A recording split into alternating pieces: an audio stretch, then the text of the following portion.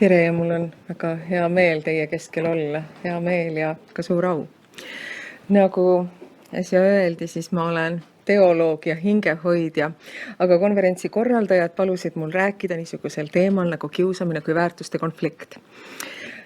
Siin on mõisted, mis kuuluvad pigem filosoofia ja sotsioloogia valdkonda, sellepärast kui saalis on filosoofia või sotsioloogia või teisi asjatundjaid, siis vabandage mind, kui ma nüüd natuke võib-olla kohmetult teie Marjamaal ringi tammun, kuni jõuan enda jaoks nagu kodusemale territooriumile ehk siis teoloogia ja inimhingede valdkonda. Kui ma seda ettekande teemat mõne oma häätuttava kiusamisteemadega lähemalt kokku puutuva juristi ja noorsootöötajaga katsetasin, nende peal testisin, siis tekitas see neis hämmingut. See jättis neile niisuguse mulje, nagu saaks kiusamist kuidagi õigustada. Et no saage nüüd aru, et inimestel ongi maailma asjadest erinev arusaam, kummalgi osapoolel on oma maailmavaade, oma väärtussüsteem ja siis on ju loomulik või isegi paratamatu, et see põhjustab vaenu ja kiusamist. Aga räägime kõigepealt väärtustest. Väärtustest räägitakse palju ja mõnikord tundub mulle, et neist räägitakse nagu millestki nii enesest mõistetavast, nagu me kõik teaks, millistest väärtustest jutt käib, kui me räägime näiteks väärtuspõhisest kasvatusest. Nagu ütleks see väljend juba iseenesest ära, millistele väärtustele kasvatus tugineb. Aga ma arvan, et näiteks ka eelmise sajandi 30. aastate Saksamaal toimus väga agar väärtuste põhine kasvatus, olgugi et väärtused, millele tugineti, olid sootuks teistsugused kui need, mis meil 21. sajandil Eestis ametlikult tunnustamist leiavad. Just ametlikult tunnustamist vähemalt osades meie dokumentides, sest väärtused, millele eestlased tuginevad laiemalt, on inimeseti ikka väga erinevad. Ja mul kristlasena on hästi kummaline kuulata, kui osad poliitikud kasutavad niimoodi lennult väljendid, et me ka kristlikud väärtused, mida nad kaitsevad, siis ma mõtlen küll alati, et ma tahaks küsida, et mida te praegu silmas selle all peate, millest te räägite. Erinevatest väärtustest meie ühiskonnas tooksin veel näite, vist umbes läinud nädalal toimus seminar Eesti mees ja tema sugu. Meediakajastus puudutas põhiliselt seminari lõpus toimunud vestlusringi. Ja ilmselt nõndamoodi siin ees tugitoolis istunute murekohad näisid Postimehe kajastuse kohaselt olevat järgmised. Mehelikkust ei väärtustata, naised võtavad võimu üle. Harmoonilise perekonna aluseks on, et kõiki ei tohiks käsitleda võrdsetena. Naiste ja meeste rollidel on teatav hierarhiline suhe. Mees peab olema pea ja naine kael. Traditsioonilised soorollid peaks säilima.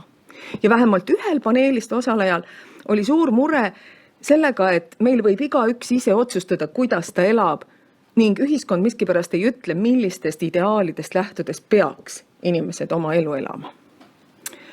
Me saame aru, et selles vestlusringis osalenud tuginesid teatud väärtustele ja osa meie saalis olijaist võib neid jagada ja osa mitte.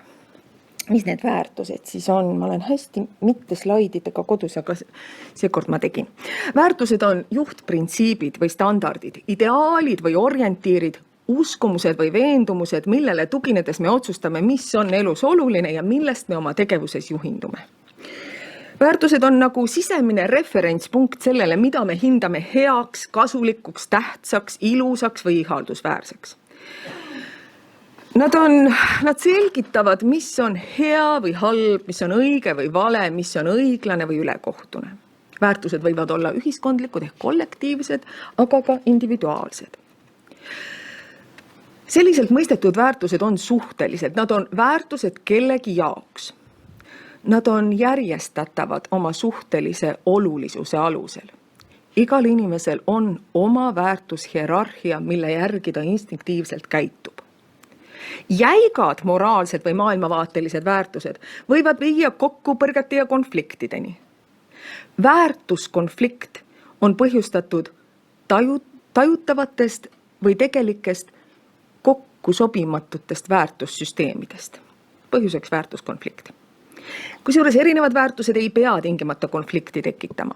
Väärtusvaidlused tekivad ainult siis, kui inimesed üritavad ühte väärtuste komplekti teistele peale suruda või esitavad nõude välistavale väärtussüsteemile, mis ei võimalda lahkarvamusi. Väärtused omandatakse kultuuri vahendusel. Paljuski antakse neid edasi perekondlikult, vanematelt lastele. Ja mõistagi on erinevate kultuuride lapsevanematel erinevad väärtused.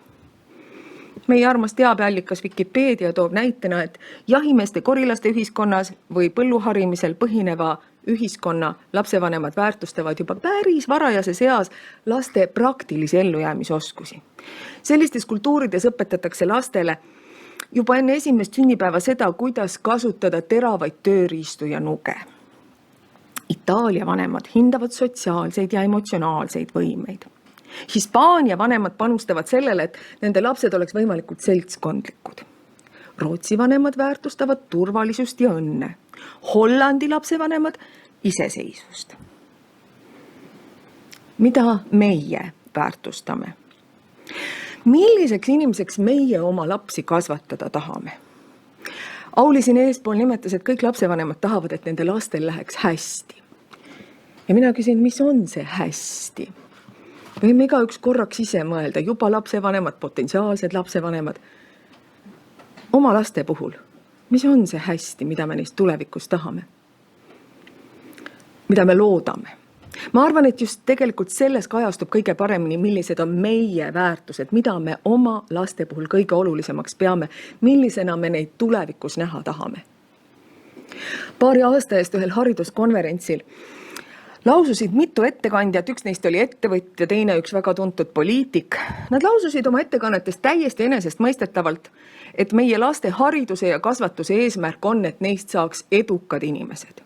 Ja see oli nende jaoks täiesti loomulik ja nad eeldasid, et seda, näisid eeldavad vähemalt, et seda peavad eesmärgiks ka kõik saalis olnud haridusjuhid. Ja see ettevõtja jätkas.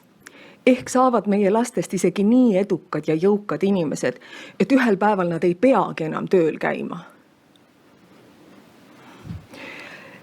Kas see on meie või meie haridussüsteemi eesmärk? Kas võiks kaaluda ka alternatiive, näiteks, et rõõmsad inimesed võiks neist saada või terviklikud inimesed? Mida me üle kõige oma lastele soovime, mille poole me neid suuname? Äkki selle poole, et neist saaks head inimesed.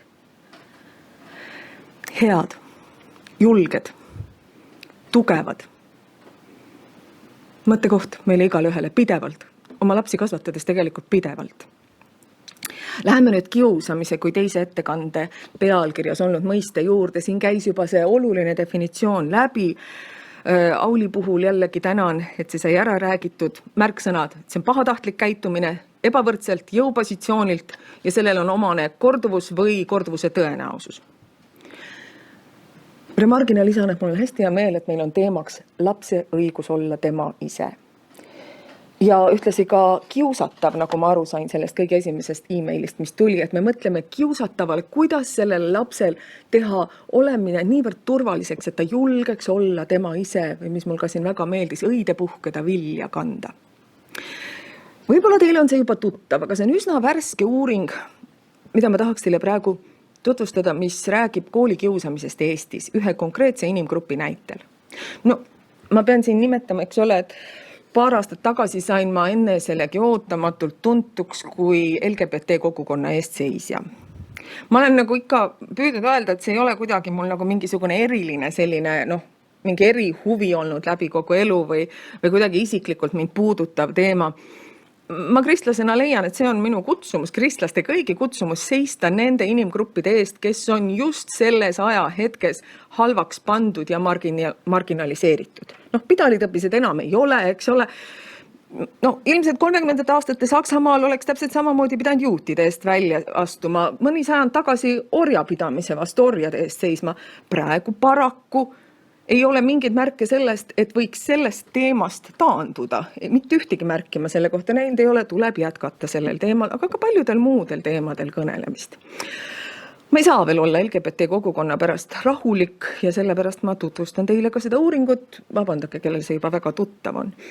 Nõnda, kas ma olen mõne slaidi rõõmsalt vahele jätnud. Nii, see on nüüd see uuring siin. Uuringus osales 561 LGBT plus kogukonna noort ja 53 transsoolist noort. Need ei ole väikesed arvud. Need on 8. kuni 12. klassi õpilased keskmise vanusega 16 aastat nii eesti kui ka vene õppekeelega koolidest. Mõned faktid. Käsi püsti, kes on tuttav selle uuringuga? Käte merd ma ei näe. Koolikeskkonnas tundis ennast oma seksuaalse orientatsiooni tõttu ebaturvaliselt 39% nendest noortest. 28% tundis ennast koolis ebaturvaliselt oma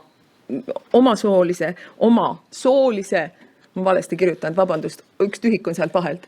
28% tundis ennast koolis ebaturvaliselt oma soolise eneseväljenduse tõttu. Kas teil see mõiste on okei, see mõiste, sooline eneseväljendus, sest kui Vikerraadio hommikusaates sellest räägiti, siis visati seal selle üle pisut nalja, sest ma sain aru, et reporterid lihtsalt neil ei tulnud mõttes, neil ei tulnud ühtegi ideed, mida see väljend võiks tähendada. See on siis see, et kuule, see ei ole mehelik, see ei ole naisi, see on niivõrd tibilik käitumine, eks ole. Kuule, sa näed nii gei välja, sa on nii pedelikult riides ja nii edasi, eks ole, vabandust, aga need on need väljendid, mida selles uuringus korjati üles. 31% märkis, et nad on vältinud kehalise kasvatuse tunde ning riietusruume, sest pole tundnud ennast turvaliselt või on tundnud ebamugavust. Ja mida ma alati palun, teie puhul on see selge, te näete protsentide taga, mõelge seda hulka, kes on nende protsentide taga, need on lapsed, need on päriselt meie oma lapsed, meie noored. 19% vastas, et nad väldivad kooli tualettruume. Kui pikad on meie koolipäevad? Proovige vältida tualettruume koolipäeva vältel ja mõelge, mida see tähendab koolist väljalangevusele, koolist eemale hoidmisele. 77% on tundnud, et neid on meelega tegevusest kõrvale jäetud. Need on nüüd kiusamise teemad, mis on kaasõpilastega seoses enamasti. 68% on kogenud vaimset vägivalda, mõnitamist, ähvardamist. 66% kohta on levitatud kuulujuttu või laimu. 34% on kogenud seksuaalset ahistamist. Sealt edasi, eks ole, küberkius, varatahtlik kahjustamine, 19% kogenud füüsilist vägivalda. Kui ma ei eksi, siis tavaõpilaste seas, kui vaata kogu õpilaskonda, siis seal on 20% kogenud üldse mingit kiusamist. Ja siin on 19% kogenud füüsilist vägivalda. Sekkumine. 57% küsitletutest on kuulnud homofoobseid märkusi kooli õpetajatelt. 72% on neist kuulnud õpetajatelt negatiivseid kommentaare oma soolise eneseväljenduse kohta. Jah, need võivad olla ka süütumad väljendid. Võib olla lihtsalt sellised, et kuule, tüdrukud nii ei käitu, kui see ei ole ju mingi mehelik käitumise viiseks. Võib-olla nõnda. Sekkumine. Nendelt õpilastelt nüüd, kes olid kuulnud homofoobset sõnakasutust koolis, keda pihta see oli käinud, nende käest küsiti, et kui sel hetkel oli juures koolitöötajaid, siis kui tihti nad sekkusid? Üle poole, tublisti üle poole, 60,5% märkis, et koolitöötaja ei sekkunud kunagi. Ja muide, õpilased sekkusid sellistes olukordades oluliselt sagedamini kui õpetajad. Kaasõpilased võtsid sõna nende kaitseks sagedamini kui õpetajad. 72% vastanutest ütles, et koolitöötaja ei sekkunud, kui kuulis negatiivseid märkusi soolise eneseväljenduse kohta. Ja siis on see, et mida nad siis tegid? Kelle poole nad siis pöördusid? Ainult 33% andis kiusamisest koolitöötajale teada. Ülejäänud 67% ei rääkinud sellest õpetajatele, sest nad arvasid, et koolitöötaja ei võta selles osas nagunii midagi ette, üle poole leidis nii. Ja 44% ütles, et nad ei tahtnud, et selle tõttu nende identiteet koolis või kodus teatavaks saaks. Osa ütles, et nad ei pidanud kiusamist nii tõsiseks asjaks. Osa ütles, et nad häbenesid, tundsid piinlikkust. 28% sama palju kartsid oma turvalisuse pärast. Ma sõbrad, nii palju siis lapse õigusest olla tema ise. Ja siis on ka see lugu, et Seksuaaltervise Liit ja LGBT+ kogukond pakuvad infot ja koolitusi õpetajatele, koolitöötajatele. ja sageli saavad nad seminari korraldades, tuleb kohale 2 õpetajat mõlemast linnakoolist, Tallinna või Tartu puhul. Ja sageli öeldakse neile seda, mida minagi kuulnud olen, meil niisugust probleemi ei ole. Ja mina tahaks öelda, et kool, mis ütleb, et neil sellist probleemi ei ole, kui see ei ole just, ma ei tea, Kükametsa 5-klassiline kool, kus ongi 3 õpilast, eks ju.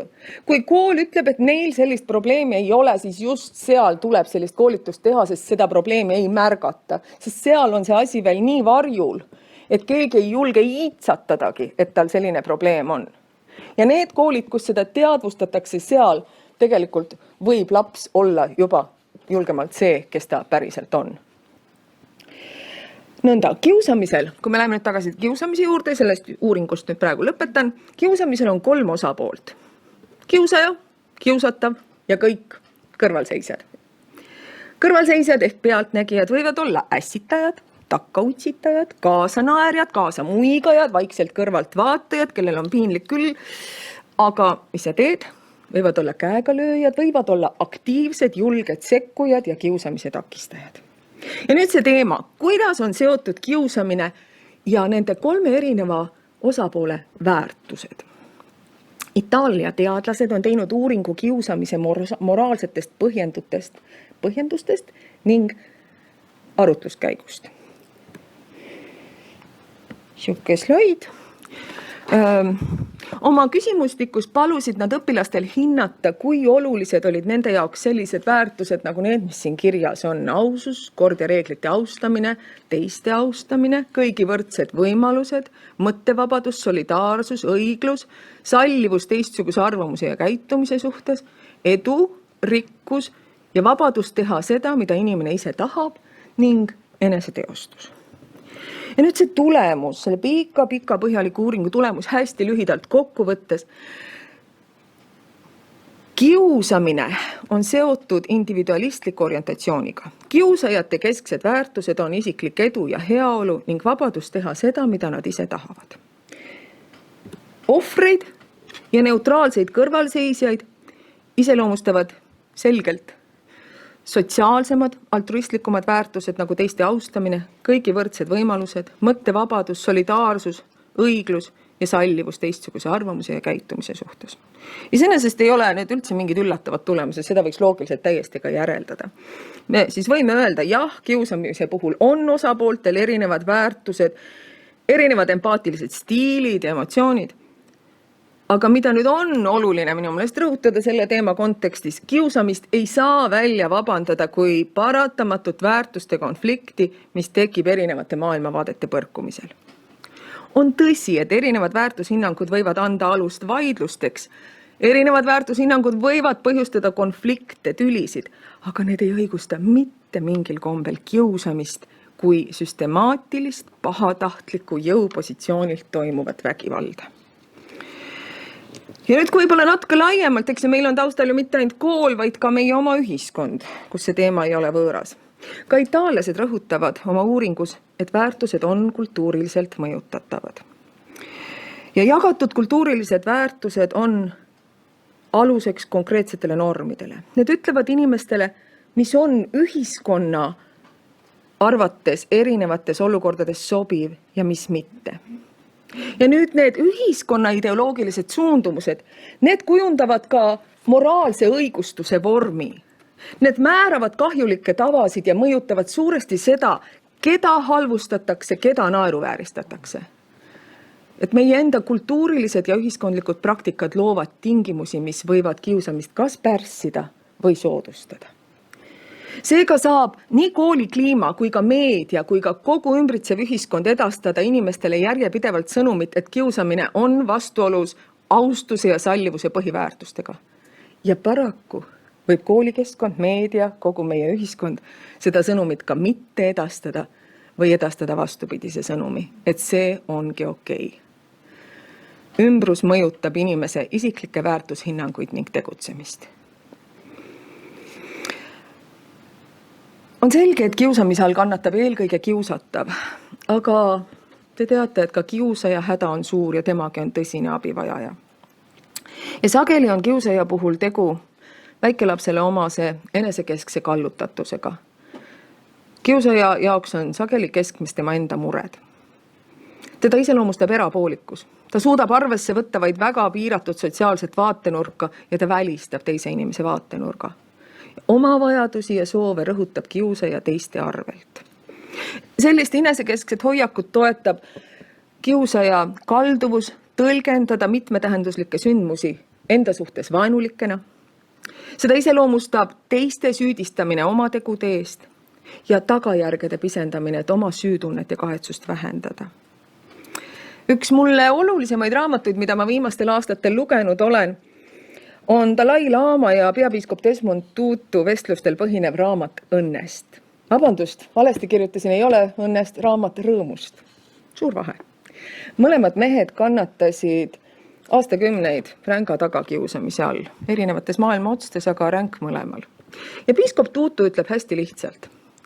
Need, kellest saavad kiusajad, on väga ebakindlad inimesed. Nad tahavad tõestada, et nad on tähtsad, tihti sellepärast, et nad ei ole saanud piisavalt armastust tunda. Ja Dalai Lama, teine vana mees, siis temaga vesteldes, on nõus. Jah, keskkond, asjaolud, haridus, kõik see annab oma panuse, ütleb ta. Eriti tänapäeval, kui haridus ei rõhu eriti sisemistele väärtustele. Ja me muutume isekaks, mõtleme ainult endale. Isekas suhtumine tekitab ebakindlust, hirmu ja usaldamatust. Ja liiga palju hirmu tekitab masendust. Liiga palju masendust tekitab viha. Ja iseka suhtumisega eemaldud sa teistest, muutud usaldamatuks, tunned end ebakindlana, hakkad kartma, muutud ärevaks, masendunuks, vihaseks ja viimaks vägivaldseks. Mõnes mõttes haakub ju sellega, mida ka itaallased välja uurisid, kiusaja enesekesksus. Aga tingimata tuleb silmas pidada seda, et kiusamise puhul saab kannatada ka palju laiem ring. Mitte kedagi ei jäta see puutumata, ka kõrvalseisjaid. Igaüks saab kannatada, kes seda pealt näeb, kes selles keskkonnas on, sest kui kedagi alandatakse sellega ka meie igaühe inimsust. Mitte kedagi meist ei jäta tegelikult puudutamata see, kui inimesi pisendatakse või rõhutakse. Ja nüüd veel enne lõppu, kui lubatakse, ma lähen korraks ka kristliku vaatevinkli juurde. Kui ma võtan piibli lahti, siis sellist mõistet nagu väärtused, ma ei saa öelda, et ei leia. Leiab küll. Vanas testamendis on kasutusel sõna väärtus peaasjalikult hõbeseeklite ja põllumaa maksumuse kontekstis. Uues testamendis praktiliselt pole seda sõna, aga piibel räägib küll ja veel lahus sellest sõnast, sellest, mis on inimelu eesmärk, mis on väärt taotlemist ja mis vastupidi viib meid hävingule.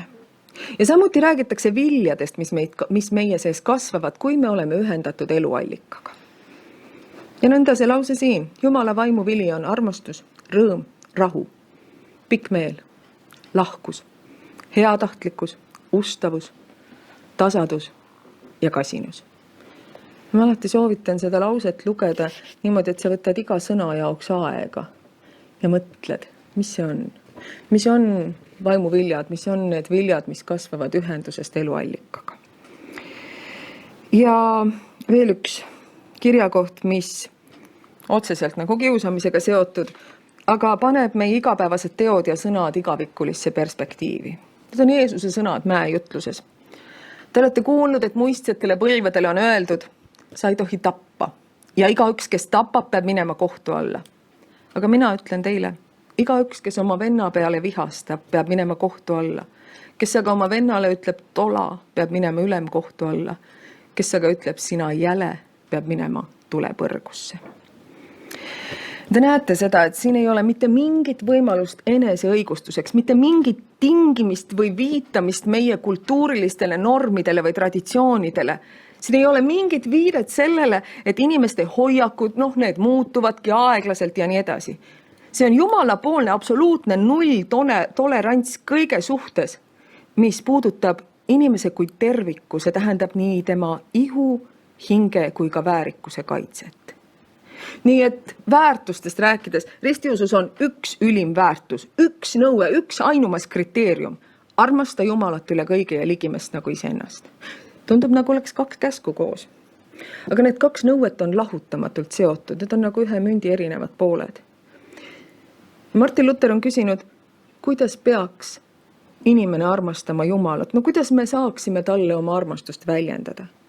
Ja ta vastab, Jumal tahab olla armastatud ligimeses. Jumal, kes on meis kõigis olemas, ei vaja seda, et sa tooksid talle ohvreid.